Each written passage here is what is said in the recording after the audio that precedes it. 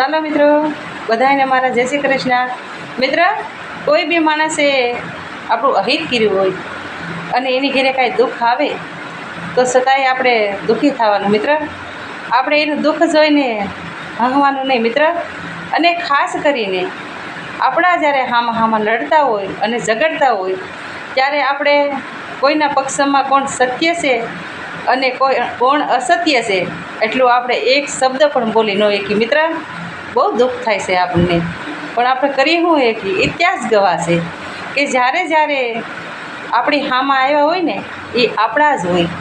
શિવપુરાણમાં જોઈ લો, મા સતીને હવનમાં આવવાનું આમંત્રણ ન દીધું, અગ્નમાં આવવાનું, અને સતીમાં આવ્યા તો હવનમાં હોમાઈ ગયા. એના પતિનું શિવનું આસન ભાળ્યું નહીં એટલે એ હવનમાં હોમાઈ ગયા. પોતાના બાપે જ પોતાની દીકરીનો જીવ લીધો એવું છું ને મિત્ર. રામાયણમાં કઈ માં રામને અઢળક પ્રેમ કરતા હતા અને છતાંય રામને 14 વર્ષ વનવાસ મેળવી દીધો. એ પોતાના જ હતા ને મિત્ર. અને ભાગવતમાં કરણ ને અર્જુન એક જ માના સંતાન, બાંધીને કોઈનું નોર્યું મિત્ર. એટલે જ્યારે જ્યારે હામાં આપણે બાંધવાનું થાય ને ઝઘડવાનું થાય ત્યારે કોઈ પારકા માણસ ન હોય, એ આપણા જ હોય મિત્ર. તો તમે બીજાને અંદર સામેલ કરો છો તો તમારું એ કાંઈ બાંધણું સમાવત નથી કરતા. એ પીઠ પાછળથી તમે વ્યા જાઓ તો તમારા બારામાં પણ વાતો કરતા હોય, અને જે વાતો જેના પક્ષમાં હોય એ વ્યા જાય તો એના પણ બારામાં વાતો કરે મિત્ર. હંમેશા તમારા ભારું કુટુંબ હોય ને એ તમારામાં રસ લે છે.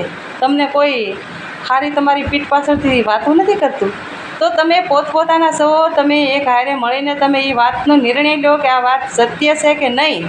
ત્રીજાને તમે શું કામ સામેલ કરો છો અને બીજાને તમે શું કામ તમે તમારા કાંઈ બી વસ્તુમાં ભાગીદાર બનાવો છો અને બીજાની મોઢે વાત શું કામ કરો છો. તમારી બેન હોય કે તમારો ભાઈ હોય એને સામે જઈને કહો ને કે આ તમે કીધું છે કે નહીં. એક વખત તમે એને પૂછો તો ખરા. તમે બીજાની વાતો લઈને તમે અંદર બાંધો તો તમારા જ ઘરમાં નુકસાન આવશે મિત્ર. અને તમારી ઘરે પ્રસન્ન હશે ને ત્યારે સગાવાલાને સામટા ઘણાય હશે, પણ તમારો અવસર તમારો દુબળો લાગશે, તમારા ભાઈઓ વિનાનું બેકાર લાગશે મિત્ર. ભાઈઓ આપણી હારે આવે ને તો ભલે ને નાનકડો આપણો પરિવાર હોય પણ આપણો પર્સન ઉજળો લાગે મિત્ર. એટલે કોઈ દિવસ કોઈની વાતોમાં આવવું નહીં. આપણા પરિવારની હારે આપણે રહેવાનું અને પહેલાં વાતને જાણવાની ને પછી આગળ વધવાનું. ચાલો મિત્રો, તમને મારો વિડીયો કેવો લાગે છે મને લાઈક, શેર અને સબસ્ક્રાઈબ કરી લેજો. બધાને મારા જય શ્રી કૃષ્ણ. રાધે રાધે.